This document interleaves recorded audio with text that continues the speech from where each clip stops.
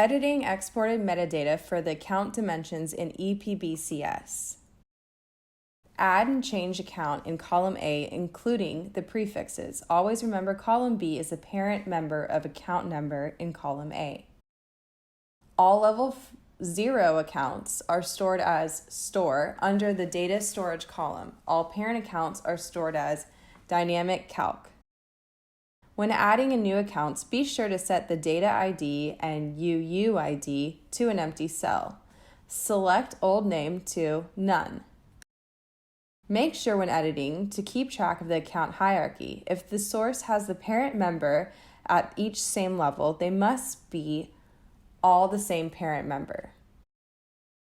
When editing, try hiding all alias columns other than default to get a better grasp and feel of the whole file.